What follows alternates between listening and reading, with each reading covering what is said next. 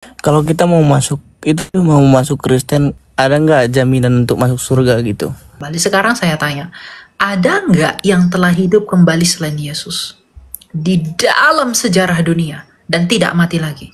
Kalau kamu mau menyerahkan rohmu kepada Dia yang hidup, ya kamu harus datang kepada Tuhan Yesus, karena hanya Yesus satu-satunya jawaban. Oh, jadi sampai sekarang itu Yesus Kristus masih hidup. Dan Tuhan Yesus tuh bukan orang yang tidak bermoral. Dia nggak pernah bunuh orang. Dia nggak pernah jahatin orang. Dia nggak pernah menghina orang. Dia mengasihi semua orang. Musuh-musuhnya pun dia kasihi. Karena dia benar. Dia tidak mengawini banyak wanita.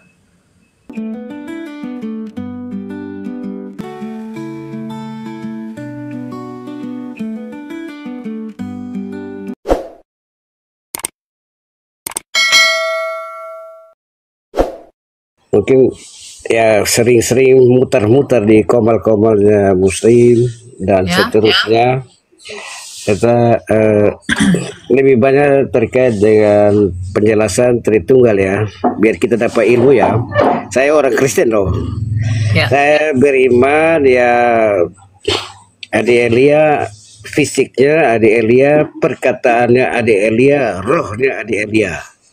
Seperti itu, logikanya seperti itu. Tapi untuk melengkapi ya tentu bisa dapat ilmu dari Adik Elia untuk menjelaskan supaya kita ketika menjawab ke orang-orang non Kristen, saya Kristen Protestan ya, menjadi lebih memadai ya, termasuk ayat-ayat firman Tuhan ya. Tadi saya kalah ya, ada beberapa yang menjelaskan tapi kurang ya. Oke. Baik, terima kasih. Berisik banget ini, aduh. Ya. Oke Pak, kalau ada yang bertanya kepada kita orang Kristen mengenai Tritunggal, apa yang bisa kita beri jawab mengenai Tritunggal? Kita harus menegaskan kepada mereka bahwa begini, bahwa Tritunggal itu berbicara tentang kebagaimanaan Allah. Allah yang esa bersama firman-Nya dan juga rohnya. Allah Sang Bapa yang memiliki firman dan roh. Kalau Sang Bapa adalah Allah, maka firman-Nya Bapa dan rohnya Bapa pastilah Allah. Ya. Allah Sang Bapa itu menjadikan segala sesuatu oleh firman-Nya yang hidup. Yohanes 1 ayat 3. Ya, makanya di dalam Kejadian 1 ayat 3 dikatakan, berfirmanlah Allah jadilah terang, berarti Allah menjadikan terang oleh firman-Nya. Lalu di sisi lain dikatakan bahwa dia juga menghidupi segala sesuatu oleh rohnya. Ayub 33 ayat 4. Jadi Sang Bapa bersama dengan firman-Nya, bersama dengan rohnya, itulah Tritunggal. Dan firman itulah yang telah turun ke dunia ini menjadi manusia. Itulah Yesus Kristus. Yohanes 1 ayat 14. Begitu. Jadi Tritunggal itu tidak berbicara tentang bagaimana, tidak berbicara tentang jumlah Allah sebagaimana yang disalahpahami oleh umat abad ke-7 dari Arab sana, kadrun-kadrun yang mengatakan bahwa kita menyembah 3 dari 3 dan lain sebagainya. Tidak, kita menyembah satu Allah karena perjanjian lama dan perjanjian baru itu sama-sama sepakat bahwa Allah itu esa. Tapi mengenai bagaimana keesaan Allah itu dijelaskan melalui ketritunggalan. Allah yang esa itu seperti apa? Ternyata Allah yang esa itu adalah Sang Bapa yang memiliki firman dan roh. Nah, Allah Sang Bapa yang memiliki firman dan roh ini disebut Trinitas. Begitu. Paham?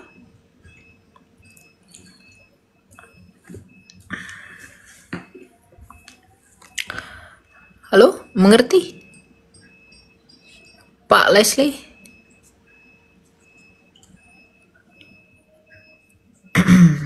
Halo?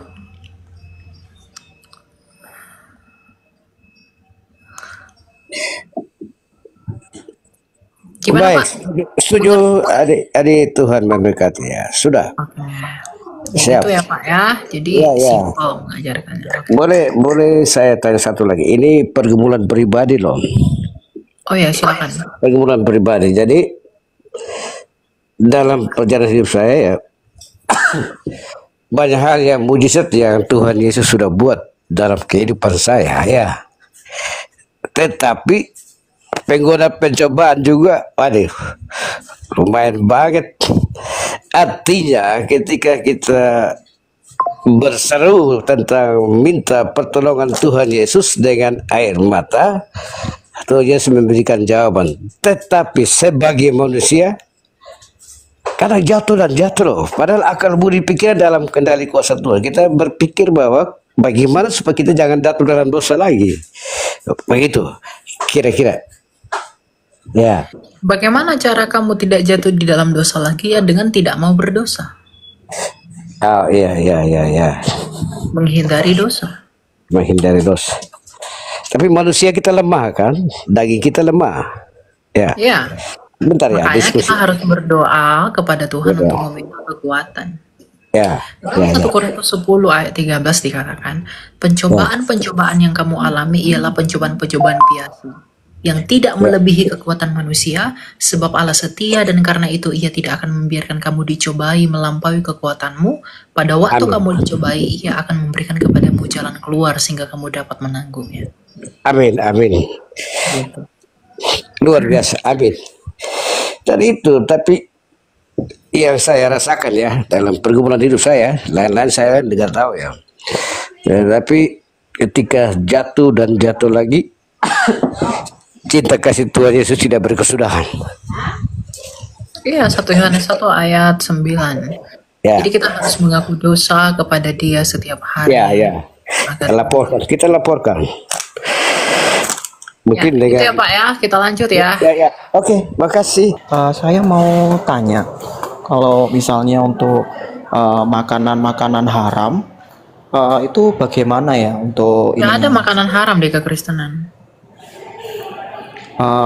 Kalau misalnya untuk di imamat itu kan ada ininya ya kayak Itu maksudnya kalau dalam perjanjian arti lama, itu tidak berlaku lagi karena itu hukum detail dan seremonial orang Yahudi. karena gini, banyak teman-teman Advent saya itu ngomong kalau misalnya Kalau Advent memang agak lain, agak lain. oh gitu ya. Mereka bukan Kristen seperti Kristen pada umumnya. Mereka agak lain. Jadi jangan ikuti Advent. Oh gitu. Habis itu saya mau tanya untuk bagaimana menanggapi mengenai ketritunggalan Allah itu Kak, seperti itu. Soalnya saya kan baru masuk Kristen, jadi ya saya Oh ya? mau lebih dalam mengenal Tuhan sih. Terima kasih Kak. Ketritunggalan Allah, cara menjawab ketritunggalan Allah itu adalah terminologi untuk menjelaskan kepada kita tentang seperti apa Allah kita yang satu itu. Jadi Tritunggal itu tidak pernah berbicara tentang berapa, tapi tentang bagaimana. Pulpen ini satu, tapi bagaimana pulpen ini? Ya Allah itu pun satu, tapi bagaimana kesatuan dari Allah itu? Maka dijelaskan dengan Tritunggal. Allah yang satu, 1 Korintus 8 ayat 6. Allah yang satu adalah Sang Bapa yang memiliki firman dan roh. Ada 3 pribadi di dalam satu hakikatnya yang esa. 3 hypostasis dalam satu hakikatnya yang esa. Ya. Jadi Tritunggal itu tidak berbicara tentang berapa Tuhan. Dia berbicara tentang bagaimanakah Allah kita yang satu itu. Seperti apakah Allah kita yang esa. Karena baik di perjanjian lama, kitab para nabi, dan juga di perjanjian baru, tulisan para rasulnya Kristus, itu konsisten mengatakan Allah itu satu. Bahkan dalam pengakuan iman kita, pengakuan iman Nikea Konstantinopel tahun 325, itu mengatakan, aku percaya kepada satu Allah, Sang Bapa yang Maha Kuasa. Ya, ini kita baca ya pengakuan iman Nikea ya. Dikatakan begini. Aku percaya kepada satu Allah, Sang Bapa yang Maha Kuasa, pencipta langit dan bumi dan segala sesuatu yang kelihatan maupun yang tak kelihatan. Dan pada satu Tuhan, Yesus Kristus, anak tunggal Allah, yang diperanakkan dari Sang Bapa sebelum segala zaman.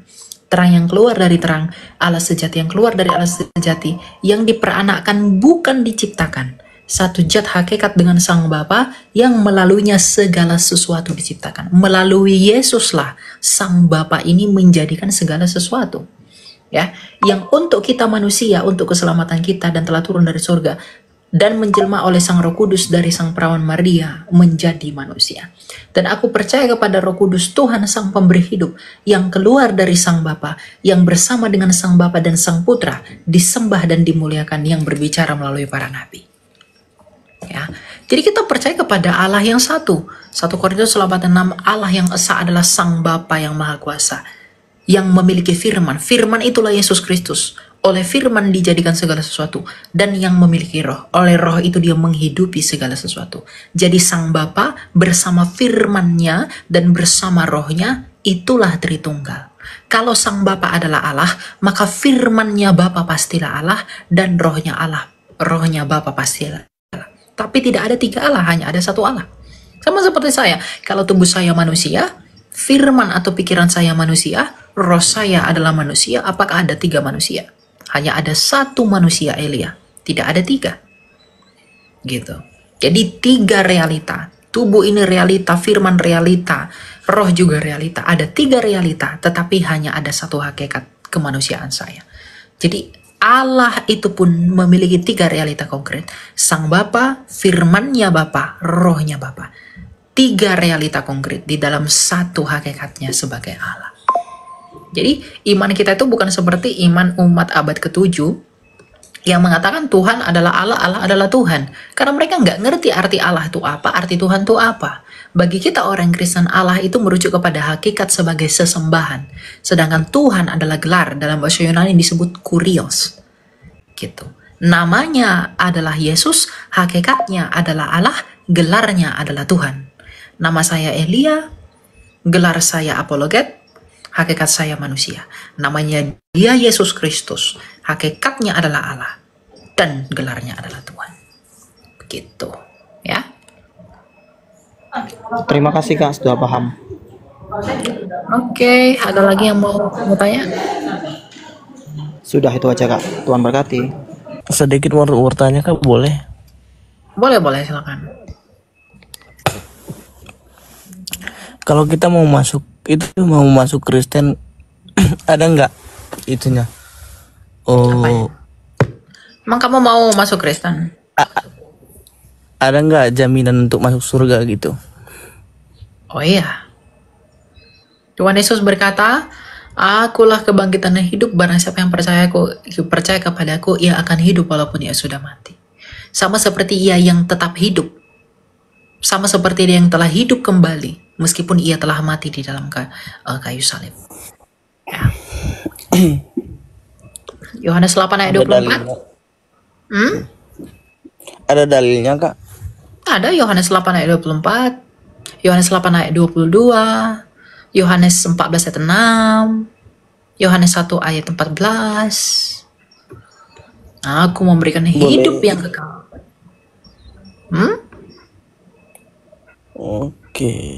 Oke, terima kasih. Jadi kalau kamu mau memperoleh hidup, kamu harus percaya kepada Kristus yang telah hidup kembali. Sekarang saya tanya, ada nggak yang telah hidup kembali selain Yesus di dalam sejarah dunia dan tidak mati lagi? Kristus telah bangkit, disaksikan oleh banyak orang. Orang-orang begitu terkejut, orang-orang begitu terheran-heran melihat bahwa dia yang sudah mati ternyata hidup. Itu artinya apa? Dia berkuasa atas kematian itu. Maka kita yang mati oleh karena dosa, kita harus percaya kepada dia agar kita dihidupkan kembali sama seperti dia telah hidup kembali. Kalau saya percaya kepada nabi yang mati tidak bangkit, kepada dewa-dewa yang dari batu, dari pohon, dari patung-patung, dari kertas dan segala macam, apa yang mereka bisa berikan buat kita? Apa yang bisa diberikan batu kepada kita? Apa yang bisa dilakukan oleh dewa-dewa kepada kita? Gak ada yang bisa mereka lakukan. Tapi Kristus sendiri telah melakukan perkara yang besar. Dia sendiri telah melakukan perkara yang ajaib. Bahwa dia telah mati dan di dalam kematiannya, di dalam maksudnya, ia telah menang atas kematian itu. Makanya akan tergenapi firman Tuhan yang berkata, maut telah dikalahkan, maut telah ditelan. Gitu. Jadi kalau kamu mau memperoleh hidup, kalau kamu mau menyerahkan rohmu kepada Dia yang hidup, ya kamu harus datang kepada Tuhan Yesus. Karena hanya Yesus satu-satunya jawaban. Tapi kalau kamu mau cari bidadari-bidadari, ya, kamu mau cari apa yang enak-enak gitu ya, aktivitas-aktivitas mantap-mantap begitu, jangan ikut Yesus, ikutlah yang lain gitu. Tapi kalau mau rohmu itu dibangkitkan, rohmu itu diberikan kehidupan, kamu harus percaya kepada Kristus. Karena tidak ada yang seperti Kristus di dunia ini. Begitu. Ya. Oh, jadi sampai sekarang itu Yesus Kristus masih hidup. Oh iya, dia telah naik ke sorga, disaksikan oleh para rasul. Rasul-rasulnya Kristus itu bukan 1, 12. Maka kita percaya kepada Dia menurut hukum diwigandasasi. Makanya semua rasulnya Tuhan Yesus itu matinya menderita demi iman mereka. Mereka nggak mungkin rela menderita demi dongeng. Gitu. Tapi karena mereka melihat bahwa begitu ajaibnya perbuatan Yesus, begitu hebatnya kebangkitan itu, begitu mengherankannya kehidupan setelah kematian itu, maka mereka rela dianiaya oleh orang-orang yang membenci Yesus demi iman mereka. Begitu. Makanya kami begitu bangga, kami begitu percaya kepada Kristus. Sekarang saya tanya, kalau kamu mati rohmu kemana? Ya, ke Yang Maha Kuasa. Ke Yang Maha Kuasa. Langsung ke surga begitu. Apa jaminan kamu langsung ke Yang Maha Kuasa? Ya, tergantung kalau kan kami sebagai Muslim, kalau amalnya baik ya langsung. Oke, sekarang Tapi saya kalau tanya, amalnya ada yang amalnya kurang, baik? tinggal dihisap.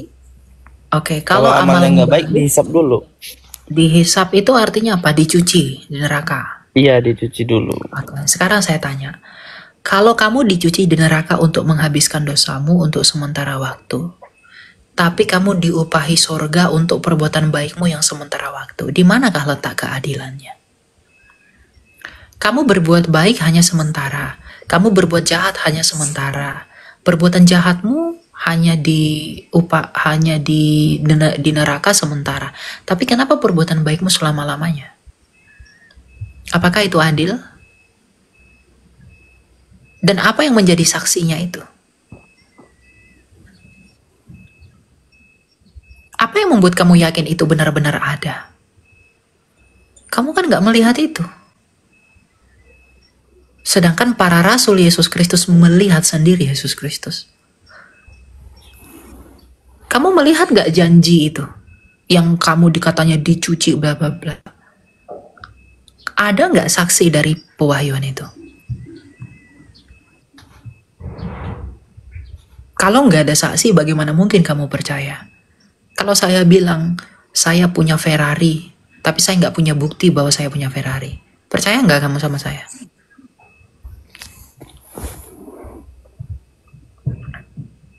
Jadi kalau kamu mau memperoleh hidup, kalau kamu mau sungguh-sungguh memperoleh hidup, rohmu itu tidak membutuhkan pasir. Rohmu itu membutuhkan batu karang. Kalau kamu harus dicuci, lalu dibuat ke surga, tidak ada kepastian di dalam rohmu. Kalau tidak ada kepastian, ngapain kamu percaya? Kenapa kamu tidak memilih yang pasti, yang telah mati namun hidup kembali? Yesus Kristus. Dia sudah pasti loh.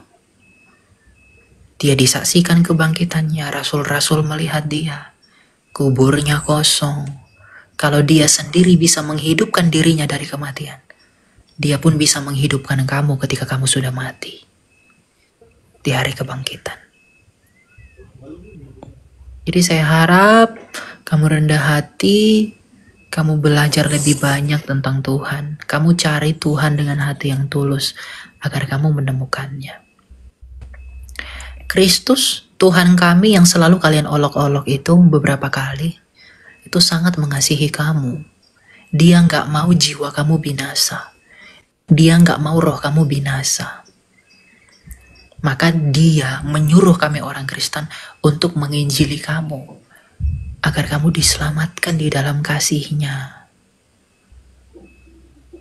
Bukan dicuci di neraka dulu.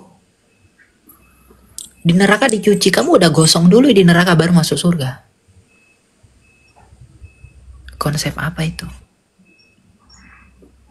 Iya kan kalau di sana di itu hidup kekal. Kalau udah di alam lain. Ya, kalau kamu sudah dicuci di neraka, bukankah kamu sudah gosong? Yang dicuci itu rohmu, tubuhmu, jiwamu apa? Atau pribadimu? Apa yang dicuci? Bisa nggak api mencuci dosa? Gimana api bisa mencuci dosa? Upah dosa adalah maut. Maka maut harus dibayar dengan maut. Yesus Kristus telah membayar maut dengan mati. Dia telah membayar kematian dengan mati. Tapi dia telah mengalahkan kematian dengan bangkit. Kalau kamu hanya dicuci dengan api, apa yang bisa kamu harapkan dari api? Percayalah kepada yang pasti, agar kamu diselamatkan. Ya, itu panggilan kami buat kamu. Kalau kamu menolak percaya, ya nggak apa-apa. Kami tidak pernah paksa orang jadi Kristen, brother. Tapi kami mengajak orang agar mereka lebih mendalami untuk apakah dia hidup. Tanyakan pada hatimu, kemana si rohku akan pergi? Tanyakan kepada nurani, apakah saya pasti selamat? Kalau saya pasti selamat, apa sih jaminannya? Kami jaminannya sudah jelas. Karena dia telah hidup kembali. Kalau dia sendiri telah hidup kembali, disaksikan oleh banyak orang. Apa alasannya kami tidak mempercayai dia? Kamu percaya bahwa kamu akan hidup kekal. Kamu percaya kamu akan selamat. Apa bukti keselamatanmu itu? Gak ada kan? Apakah kamu percaya kepada sesuatu yang tidak punya bukti? Ya, jadi saya harap kamu berdoa, kamu tekun mencari Tuhan. Agar gini, karena kalau kamu tulus mencari Tuhan, Tuhan itu Tuhan yang benar itu sendiri yang akan menyatakan dirinya sama kamu. Kamu akan dipanggil. Begitu. Ini terakhir Kak, terakhir. Boleh Kak terakhir? Silakan. Apa itu? Coba bacain dulu satu ayat yang bisa mengajak saya untuk masuk Kristen. Oke. Sabar ya. Apa yang membuat kamu harus percaya kepada Yesus begitu kira-kira? Yes.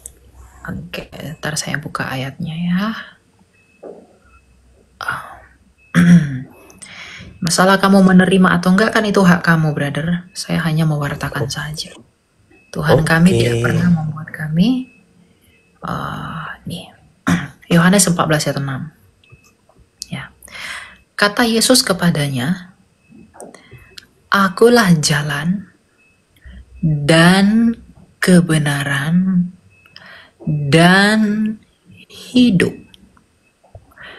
Tidak seorang pun yang dapat datang kepada Bapa kalau tidak melalui aku. Yesus kan firman-Nya Allah. Tuhan Yesus berkata apa? Tak seorang pun yang dapat datang kepada Allah Sang Bapa kalau tidak melalui aku. Karena akulah yang menyatakan siapa Allah yang tidak kelihatan itu. Akulah yang menyatakan siapa dia. Aku datang dan keluar dari dia. Makanya dalam Yohanes 8 ayat 22 Tuhan Yesus berkata, Aku dari atas, kamu dari bawah. Aku bukan dari dunia ini. Kamu dari dunia ini, kata Yesus. Artinya, dia sendiri bukan dari dunia ini. Dia sendiri bukan dari bawah. Mengapa kamu tidak percaya kepada dia yang telah datang dari atas? Dan dia sendiri berkata, Akulah jalan. Dia bukan hanya jalan dan kebenaran Dia kebenaran itu sendiri dan hidup. Sekarang saya tanya sama kamu, tujuan kamu itu apa? Memperoleh hidup? Kalau kamu mau memperoleh hidup, datanglah kepada Dia yang mengatakan Dia adalah hidup. Dan Dia tidak hanya menyatakan Dia hidup, tapi Dia membuktikan bahwa Dia hidup kembali. Oh, Yesus Tapi tujuan saya sebenarnya untuk masuk surga. Oke. Bisa nggak kamu masuk surga dengan percaya kepada Dia yang belum pernah dari surga? Tuhan Yesus berkata apa? Aku telah turun dari surga. Yang tahu jalan ke surga hanya Dia yang pernah pergi ke sana. Kamu percaya kepada siapa? Apakah yang kamu percayai sudah pernah pergi ke surga? Bahkan Dia sendiri pun tidak yakin Dia di surga. Tapi Yesus Kristus, Dia tahu jalan ke sana. Dia tahu bagaimana pergi ke sana. Aku telah turun dari surga. Yang tahu jalan ke sana hanya Dia. Ada nggak nabi yang mengatakan, oh Yesus kan hanya nabi. Nabi mana yang mengatakan aku telah turun dari surga? Musa. Yeremia. Emang ada suatu bukti Kak, Nabi itu Yesus turun ke surga gitu? Ada suatu jelas itulah. Jelas buktinya. Bukti bahwa Dia naik ke surga itu ada. Dia dilihat oleh para rasul. Naskah-naskah kuno mencatat itu. Nggak mungkin Dia bisa naik ke atas sana kalau Dia tidak pernah turun dari sana. Dan buktinya Dia hidup kembali loh. Mana ada manusia yang hidup kembali selain Dia. Jadi yang tahu jalan ke surga itu ya hanya Dia. Karena Dia telah turun dari sana. Dan Dia kembali disaksikan oleh para rasul. Sampai langit itu tertutup. Kan langit terbuka pada peristiwa kenaikan Tuhan Yesus ke surga. Dalam Matius 28. Jadi, di dalam logika saya, kalau saya mau percaya dan kalau saya mau mendatangkan surga, kalau saya mau memperoleh surga, saya datangnya kepada Dia yang telah datang dan turun dari surga. Adam turun dari surga, kembali nggak dia ke surga? Enggak, tetap mati kan di bumi, membusuk kan? Yesus telah turun dari surga, hidup dan tidak membusuk, lalu kembali ke tempat asalnya. Karena Dialah hidup itu. Dialah yang memiliki hidup. Sang hidup. Masalah gimana memahami Tritunggal apa segala macam dan lain itu urusan lain. Karena apa? Itu bisa dijelaskan. Saya udah jelaskan banyak di video saya. Kalau kamu mau, kamu bisa tonton itu semua. Pelan-pelan belajar. Atau kamu boleh tanya-tanya kepada saya. Karena iman itu proses. Gak bisa dipaksa. Gak ada keuntungan bagi kamu jadi Kristen. Tapi karena kasih kami, roh yang ada di dalam kami, yaitu Roh Kudus, itu menuntun kami untuk menginjili kalian. Kamu gak tahu. Kalau kamu semakin belajar sejarah, kamu akan tahu ajaran yang benar itu dari mana. Ajaran yang kamu iman itu datangnya sebenarnya dari mana. Kalau kamu semakin belajar, semakin dalam, kamu akan tahu sumber pengajaran itu dari mana.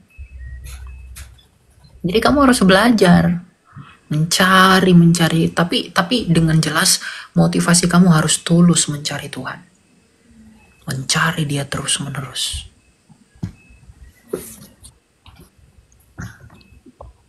Gitu. Dan Tuhan Yesus tuh bukan orang yang tidak bermoral. Dia gak pernah bunuh orang. Dia gak pernah jahatin orang. Dia gak pernah menghina orang. Dia mengasihi semua orang. Musuh-musuhnya pun Dia kasihi. Karena Dia benar. Dia tidak mengawini banyak wanita. Dia tidak membunuh orang lain. Artinya Dia memang teladan. Saya percaya sama Dia karena Dia bisa diteladani. Terlepas dari keajaibannya Dia. Ngapain saya percaya kepada Dia yang tidak mengerti apapun? Lalu demi karangan dan filsafat kosong. Apa yang bisa kamu harapkan? Ya, saya tidak sedang memaksa kamu atau apapun. Saya hanya menjawab apa yang kamu pertanyakan. Tapi harapan saya, semoga kamu rendah hati senantiasa, kamu mencari Tuhan terus, kamu mencari Dia dengan hati yang tulus. Kamu dalam doamu coba kamu tanya, oh Tuhan yang benar, cobalah nyatakan dirimu samaku. Kamu coba doa gitu. Pasti kamu akan ketemu Yesus. Saya yakin itu. Tapi dengan hati yang tulus ya. Bukan dengan hati yang congkak. Bukan dengan kesombongan. Bukan dengan hal-hal yang lain. Dengan hati yang tulus. Kamu cari Dia terus. Terus dicari. Ya. Dan ingat. Kalau kamu percaya Yesus. Kamu akan dianiaya. Kamu akan dibenci. Kamu akan dimusuhi oleh banyak orang. Kenapa? Karena itulah kebenaran. Hanya pohon yang berbuah lebat yang dilempari batu, bukan? Orang gak pernah melempar pohon mangga yang tidak ada buah mangga. Karena kekristenan itu benar. Kekristenan itu begitu lebat di dalam buahnya. Maka orang-orang berusaha memfitnah kekristenan. Kamu menyembah 3 Tuhan, kalian itu kafir, kalian itu begini. Padahal iman kami tidak pernah seperti itu. Nanti makin lama kamu belajar, kamu akan tahu bagaimana kebenarannya. Ya, saya harap kamu tetap semangat di dalam Tuhan. Dan kalaupun segala sesuatu itu keputusan ada di tangan kamu, saya tidak mengatakan kamu terburu-buru ya. Tapi kamu perlu berproses mencari Tuhan. Yang penting kamu punya hati yang tulus, Kamu minta, wahai Tuhan yang benar, nyatakanlah dirimu kepadaku. Selalu katakan begitu. Nanti Tuhan itu sendiri yang akan menyatakan dirinya sama kamu. Jangan takut. Oke, gitu ya Will ya. Oke, terima kasih. Ya, semangat ya. Oke, selamat sore. Iya, selamat sore.